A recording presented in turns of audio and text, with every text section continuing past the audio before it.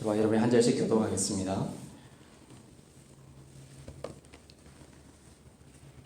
모세와 제사장 엘르아살과 회중의 족장들이 다 진 밖에 나가서 영접하다가 모세가 군대의 장관 곧 싸움에서 돌아온 천부장들과 백부장들에게 명하니라. 모세가 그들에게 이르되 너희가 여자들을 다 살려두었느냐? 보라 아이들이 발람의 꾀를 쫓아 이스라엘 자손으로 부올의 사건에 여호와 앞에 범죄하게 하여 여호와의 회중에 연병이 일어나게 하였느니라. 그러므로 아이들 중에 남자는 다 죽이고 남자와 동침하여 사내를 안 여자는 다 죽이고 너희를 위하여 살려둘 것입니다. 너희는 7일 동안 진 밖에 주둔하라. 무릇 살인자나 죽임을 당한 시체를 만진 자나 제3일과 제7일에 몸을 깨끗게 하고 너희의 포로도 깨끗게 할 것이며 무릇 의복과 무릇 가죽으로 만든 것과 무릇 염소털로 만든 것과 무릇 나무로 만든 것을 다 깨끗게 할지니라. 제사장 엘르아살이 싸움에 나갔던 군인들에게 이르되 이는 여호와께서 모세에게 명하신 법률이니라. 금, 은동, 절과 상납과 나베 무릇 불에 견딜 만한 물건은 불을 지나게 하라. 그리하면 깨끗하려니와 오히려 정결케 하는 물로 그것을 깨끗게 할 것이며 무릇 불에 견디지 못할 모든 것은 물을 지나게 할 것이니라. 너희는 제7일에 옷을 빨아서 깨끗게 한 후에 진에 들어올지니라. 아멘. 네, 미디안과의 전쟁에서 이스라엘이 승리하고 돌아옵니다. 칭찬을 해야 마땅한데 이들을 영접하러 나온 모세는 칭찬은 하지 않고 오히려 진노하며 화를 냅니다. 왜냐하면 그들은 미디안 족속을 온전히 멸해야 함에도 불구하고 그러지 못했기 때문입니다. 지난날 자신들을 우상 숭배로 끌어들인 그 주범이었던 여자들과 또한 죄악의 씨앗이 될 수 있었던 미디안 아이들을 살려두었기 때문입니다. 이에 모세는 어떻게 합니까? 아직 남자를 알지 아니한 처녀만을 남겨서 백성들의 아내와 노예로 삼게 하고 나머지 여자와 아이들은 살해하라 명령을 내립니다. 그리고 율법에 따라 전쟁에 참전하여 피를 흘리고 시체를 만진 군인들로 하여금 정결례를 행하도록 지시합니다. 남자를 아는 미디안 여자들을 죽이라고 한 것은 지난날 부올이라는 곳에서 미디안 여자의 그 꾀에 넘어가서 이스라엘 백성들이 음행과 우상 숭배를 하고 이로 인하여 하나님의 진노를 받아서 24,000명이 죽임을 당한 일이 있었기 때문에 그렇습니다. 이처럼 남자를 아는 미디안 여자를 죽이라고 하고 또 우상 숭배의 그 미디안 문화를 이어가는 아이들을 죽이라고 하시고 또 여기에 그치지 아니하고 전쟁에 참전한 군인들로 하여금 진영 밖에 일주일을 머무르게 하시는 등 정결례를 하게 하시는 이 모든 이유는 인간의 죄의 문제를 해결하시고자 하는 하나님의 사랑 때문입니다. 그의 백성들을 그냥 죄 가운데 내버려 두지 아니하시고 거룩하게 하셔서 그 백성들과 참된 사랑의 관계를 맺고자 하시는 하나님의 마음이 나타나 있습니다.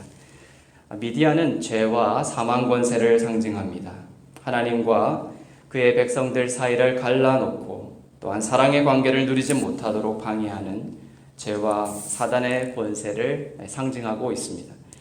하나님께서 그의 백성들에게 넘치는 생명과 또한 자유함과 온갖 생명과 경건에 속한 것들을 다 주셨는데 하나님 나라의 그 부유함을 하나님의 백성들이 누리지 못하도록 결박하고 또한 두렵게 하고 또 사망으로 끌고 가는 죄와 사망의 권세를 미디안이 상징하고 있죠.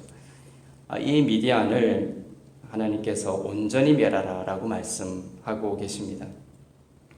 장차 예수께서 오셔서 죄와 사망의 권세를 온전히 멸하실 것이라는 말씀을 오늘 하고 있는 것입니다. 온전히라고 했습니다. 이스라엘 백성들은 온전히 멸하지 못한 것으로 인하여 오늘 모세로부터 진노를 화를 받고 있는 것이죠. 이스라엘 백성들은 그렇게 온전히 위대한 사람들을 미디안 전쟁에서 미디안 사람들을 멸하지 못했습니다.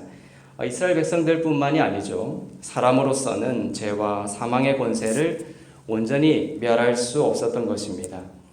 이스라엘은 오늘 미디안을 죽이라는 말씀에 따라 전쟁에서 죽이긴 했지만 사사기의 기록에 보면 결국 이 말씀을 이때 이스라엘 백성들이 지키지 못하고 살려둠으로써 다시 어려움을 겪게 됩니다.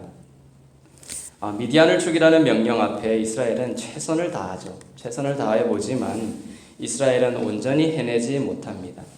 죄와 사망의 권세를 물리치고 정복하는 것은 인간이 할 수 있는 것이 아님을 보여줍니다. 인간은 언제나 미디안을 온전히 멸절하지 못하는 한계에 부딪힙니다. 구약은 그것을 말하죠. 하나님은 구약의 여러 사건을 통하여 무엇을 말씀하시냐면 인간의 한계를 보여주고 있습니다. 그리고 예수 그리스도의 필연성을 깨닫게 하십니다. 주님의 은혜만을 의지하도록 인도하고 계신 것이죠. 정결 예식도 마찬가지입니다. 이러한 율법에 따라서 진영 밖에 일주일을 머무르게 하고 죄를 담은 물을 뿌리는 등 정결 예식을 하게 합니다. 그러나 그것이 인간의 죄와 허물을 영원히 해결해 줄 수 없는 것이었어요. 연약하고 무능한 그림자였습니다. 이 정결 예식과 관련하여 요한복음 첫 기적이 바로 가나안 혼인잔치죠. 그게 보면 이 정결 예식과 관련된 것이 나옵니다. 6개의 항아리가 나오죠. 그 6개의 항아리가 바로 정결 예식에 쓰던 항아리였습니다. 6개의 항아리가 어떤 상태였습니까? 텅텅 비어 있었습니다. 6이라는 숫자는 신학적으로 인간의 힘을 상징하는 숫자입니다. 인간의 힘을 동원하게 하고 인간의 힘과 또 인간의 노력을 의지하게 하는 율법의 그 항아리를 말하죠. 그 항아리가 텅텅 비어 있었다라는 것은 아무런 능력이 없었음을 보여줍니다.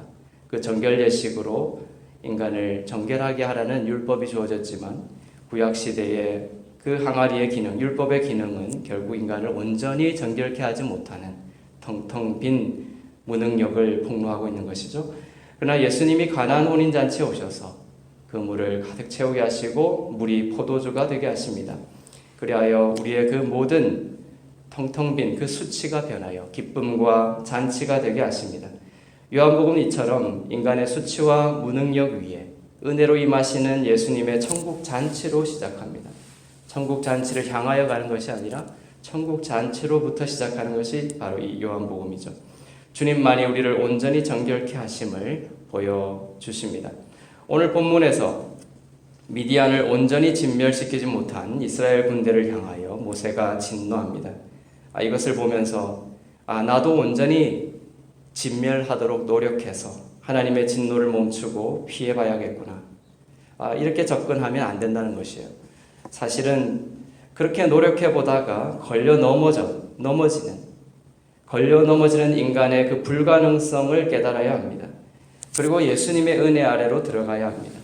예수님 없이는 나는 진노 아래 있는 죄인이구나. 예수님 없이는. 그러나 예수 그리스도께서 나를 대신하여 십자가에서 진노 받으심으로 나는 예수 그리스도 안에 있는 새로운 피조물이 되었구나. 예수 안에 있는 자에게는 더 이상 진노가 없구나. 이러한 그리스도 예수의 놀라운 은혜를 오늘 본문을 통하여 하나님께서 바라보기를 원하십니다. 하나님의 진노를 우리의 행위와 율법 지킴을 통해 피해갈 수 없습니다. 우리의 행위와 율법 지킴을 통해 피해가려고 했던 것이 바로 그 6개의 항아리며 결국 텅텅 비어있는 예수님이 오실 때 그 모든 것이 텅텅 비어 있었죠. 성전의 언약궤는 사라지고 모든 것이 허물어져 있었습니다. 여전히 하나님의 진노 아래 있다고 예수님을 바라볼 때에 우리가 하나님의 진노 아래 여전히 있다고 생각하는 것은 바로 나의 육신의 생각이고 나의 잘못된 감정입니다. 예수님께서 미디안을 온전히 진멸하셨음을 믿으시길 바랍니다. 율법과 정죄의 사역은 불완전했지만 십자가의 사역은 온전하며 완전합니다. 그래서 예수님은 요한복음 19장 30절에서 이렇게 말씀하셨죠. 다 이루었다. 테텔레스타이 쿨라. 정말 다 이루신 것을 여러분 믿으십니까? 나의 모든 죄를 남김없이 용서하셨음을 여러분 믿으시길 바랍니다. 우리가 받아야 할 그 진노에 대한 모든 값을 예수님께서 십자가의 값진 보혈의 능력으로 다 치르신 것을 믿으시길 바랍니다.